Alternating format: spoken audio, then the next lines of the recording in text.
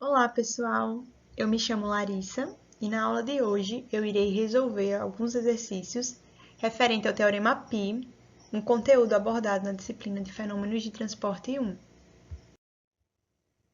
Eu separei alguns exercícios do livro do Brunet, dentre eles o 6.2, que diz o seguinte: a carga manométrica de uma bomba centrífuga depende da vazão, da massa específica e da viscosidade dinâmica do fluido, do diâmetro do rotor e da rotação. Determinar os adimensionais característicos da bomba, e ele apresenta aqui a função representativa.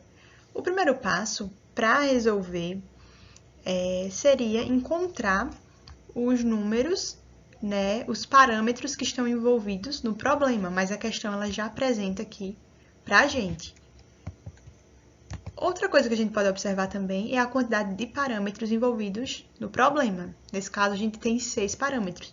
E é importante a gente destacar esse número porque ele vai ser importante quando a gente quiser saber o número de grupos π.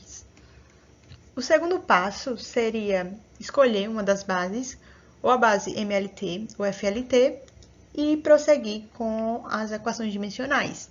Para esse exercício, eu escolhi a base MLT. Então, se a gente analisar o nosso primeiro parâmetro, a gente tem aqui a massa específica, certo? E a massa específica, ela é dada em quilogramas por metros cúbicos.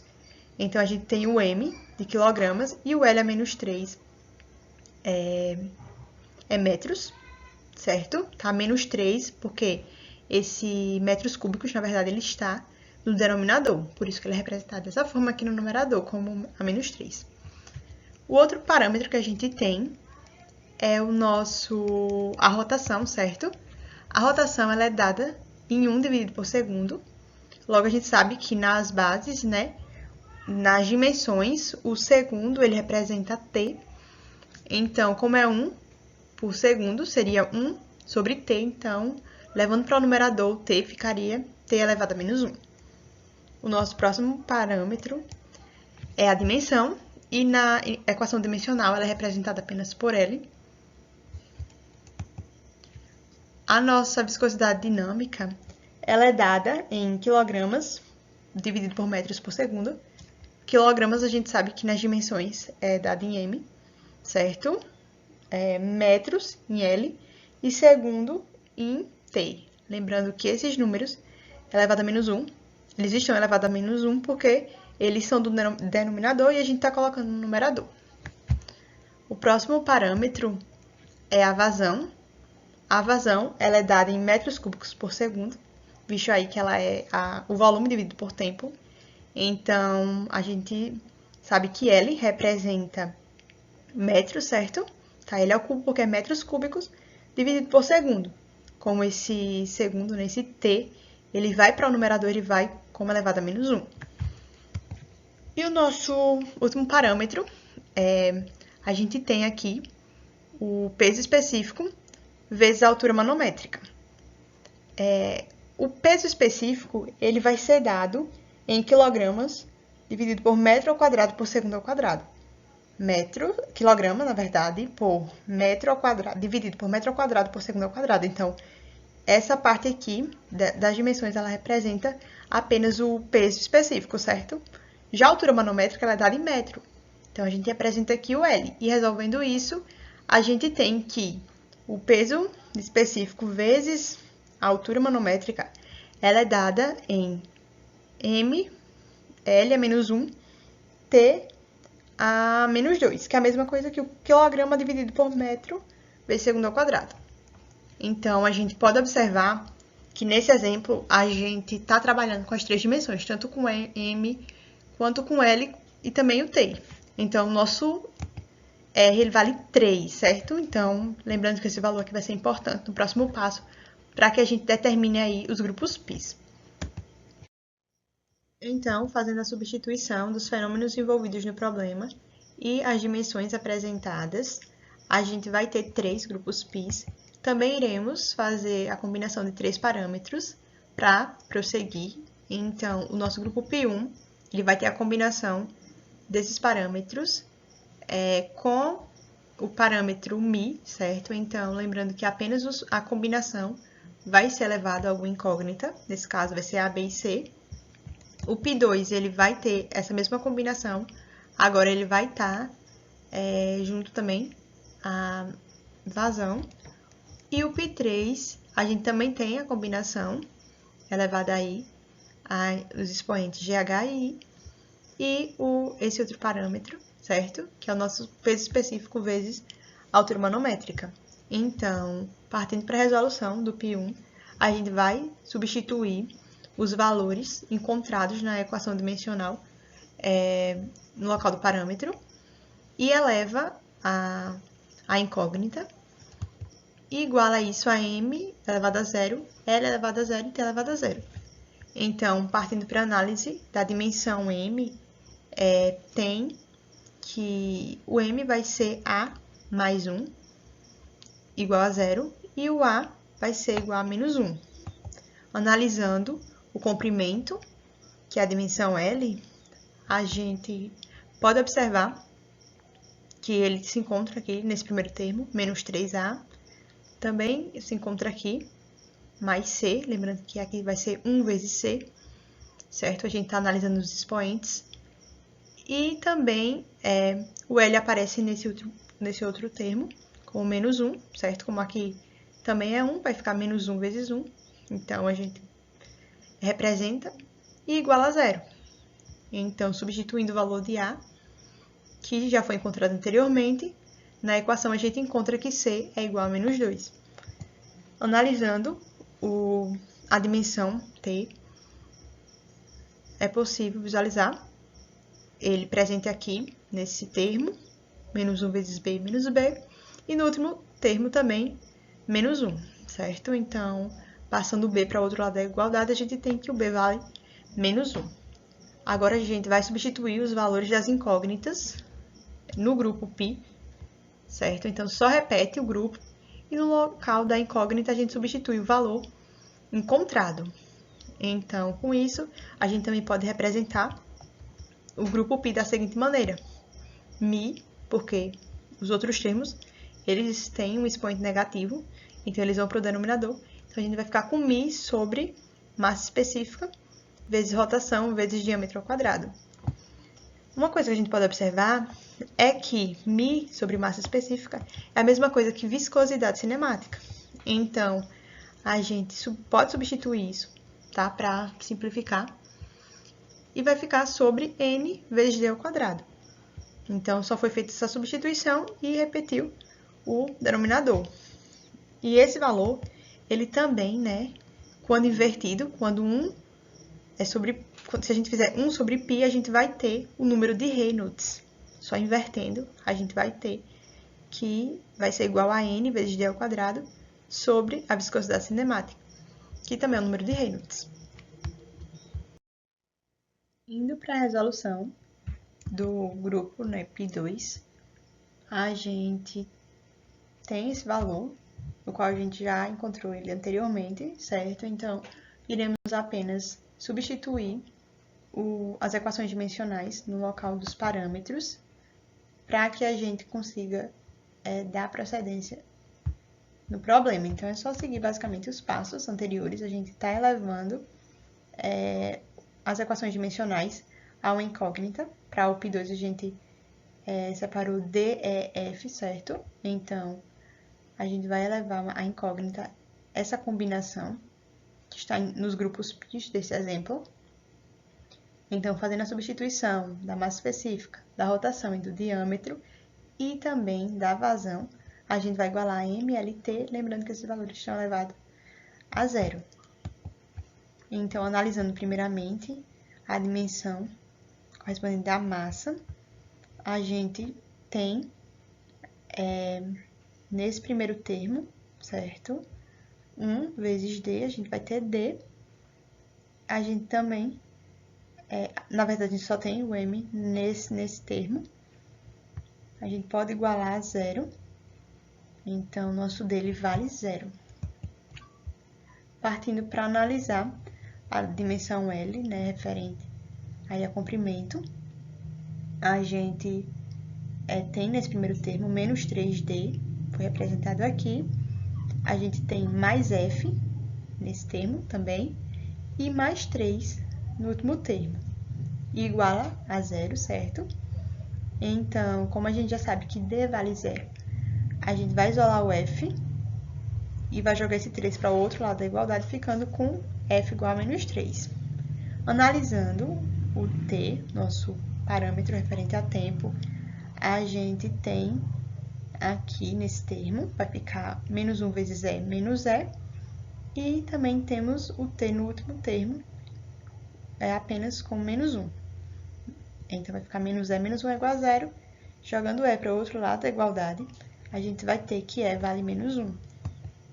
Então, é só fazer a substituição, repete, né, a equação, o grupo π, e substitui os valores que a gente encontrou das incógnitas no lugar referente a ela, certo? Então, a gente encontrou que D vale 0, então ficou com a massa específica elevada a 0, a rotação a menos 1, que foi o valor referente a E, tá? Cuidado para não confundirem, porque a gente encontrou primeiro o F, depois que a gente encontrou E, vai ficar D elevado a menos 3, porque é o valor referente a F, e o Q não tinha nenhuma incógnita. Então, a gente já pode também representar ele dessa maneira, no qual o Q é o único número que vai ficar aqui no nosso numerador, a rotação vai para o denominador, e o nosso D também. Então, a gente vai ficar com vazão dividido por N vezes D ao cubo. E, vindo para o nosso último grupo π, a gente tinha, né, aquela mesma combinação, elevadas incógnitas, vezes esse parâmetro aqui de peso específico, vezes a altura manométrica. Então, a gente faz a substituição desses valores e iguala a MLT com essas dimensões elevadas a 0. Então, analisando o M, a gente tem aqui no G o M, 1 vezes G vai ter G, e no último termo também, que o M vai ser 1, e igual a 0. Então, nosso G vale menos 1. Analisando o L, a gente tem ele nesse primeiro termo, então vai ficar menos 3 G mais I e menos 1, certo? Igual a isso a 0. Então, a gente sabe já o valor de G, então pode isolar I, e a gente encontra, né, o valor de I é igual a menos 2. E partindo para nossa dimensão de tempo, a gente tem aqui menos 1 vezes H menos H e menos 2. Então, jogando o H para o outro lado da igualdade, a gente vai ter que ele vale menos 2, o H. Então, a gente faz agora essa devida substituição dessas incógnitas no grupo π.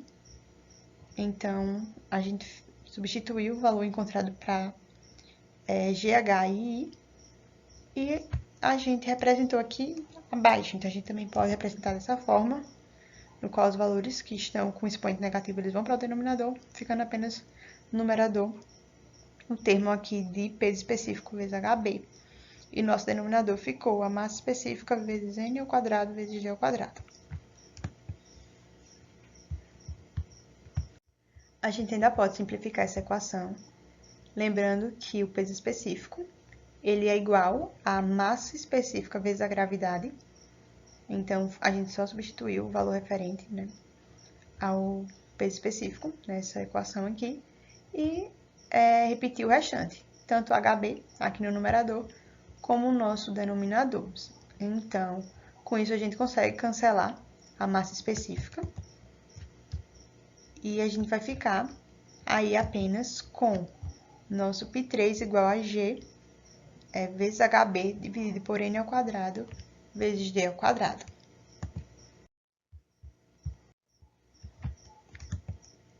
Agora, fazendo a análise, a verificação, inicialmente com o π1, a gente vai substituir o valor correspondente à unidade de medida para que a gente visualize aí o nosso quinto passo do teorema. Lembrando que a unidade de rotação é 1 sobre segundo, de diâmetro é metro, mas como o nosso d está ao quadrado, vai ficar metro ao quadrado, e de viscosidade cinemática é metro ao quadrado sobre segundo. Então, cancelando aí os termos que a gente tem, né? Tanto o numerador, ele consegue ser cancelado com o denominador. E aí a gente vê que o nosso grupo, ele é um grupo adimensional. Partindo para o π2, a gente tem, né, a vazão sobre a rotação vezes o diâmetro ao cubo. Lembrando que a unidade de medida da vazão é metros cúbicos por segundo, a da rotação é 1 sobre segundo, o diâmetro é metro, mas como está ao cubo, a gente representa aqui como metro ao cubo. E da mesma forma do exemplo anterior, a gente consegue já cancelar direto o nosso numerador com o denominador. Comprovando aí também que esse grupo, né, ele é adimensional. Partindo para o π3, a gente vai fazer essa substituição, lembrando que a gravidade ela é dada em metros por segundo ao quadrado. O nosso h, que é a altura manométrica, é dada em metros.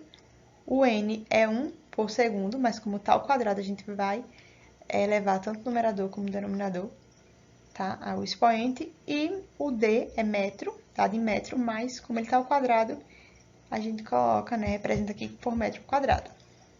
Então, a gente já consegue aqui visualizar. No nosso numerador, a gente vai ficar com metro ao quadrado por segundo ao quadrado.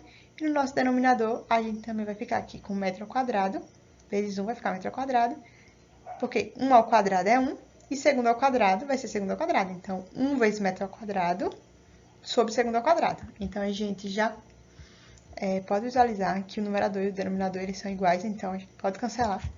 Aí, comprovando que o grupo tipo 3 também é adimensional. O exercício 6.3, também do livro do Brunet, ele diz o seguinte: a pressão efetiva num ponto genérico de um líquido em repouso é função da massa específica, da aceleração da gravidade e da profundidade do ponto em relação à superfície livre do líquido. Determinar a equação das pressões.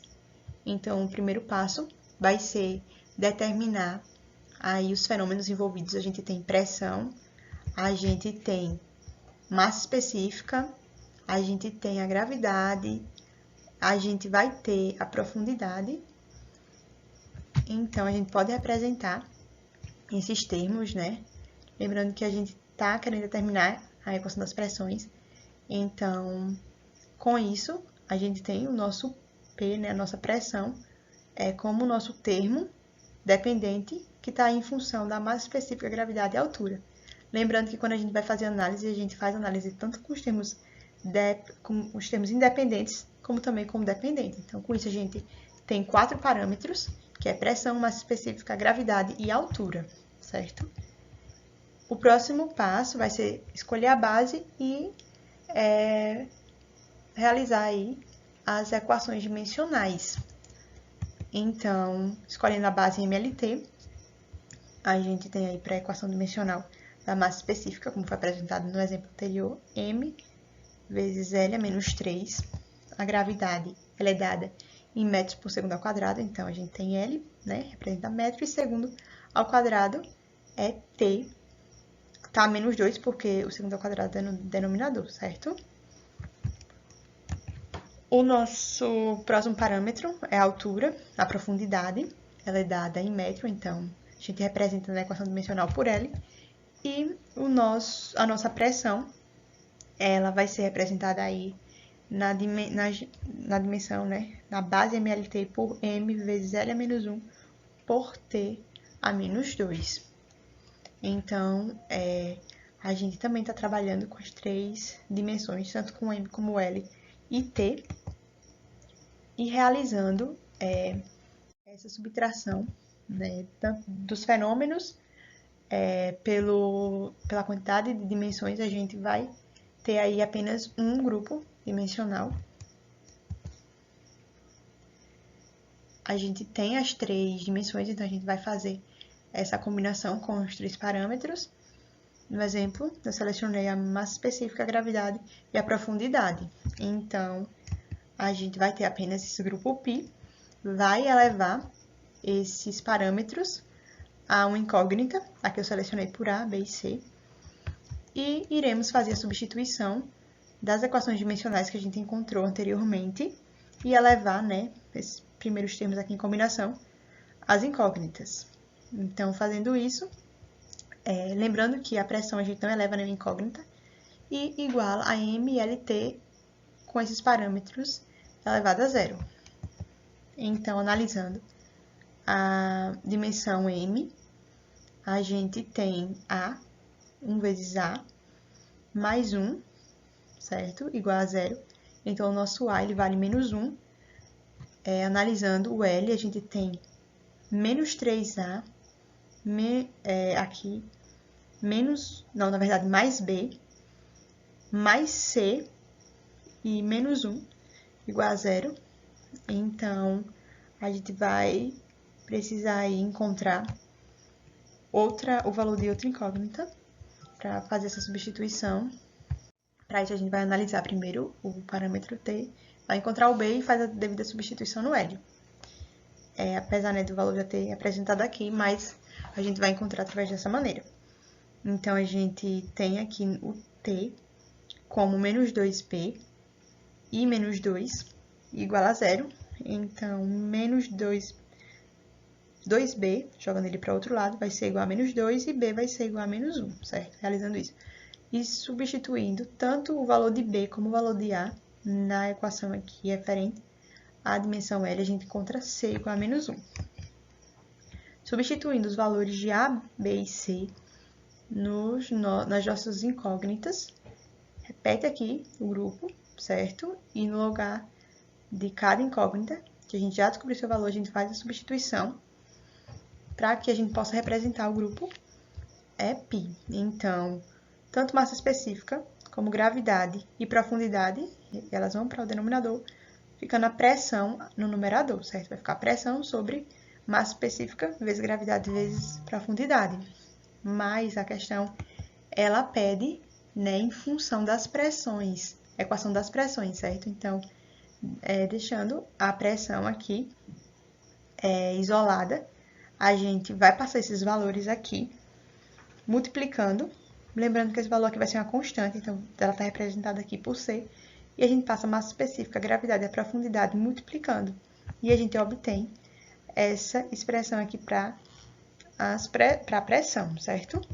E fazendo aí a análise a verificação, né, para comprovar, a gente sabe que a pressão ela é dada em quilogramas por metro vezes segundo ao quadrado, certo?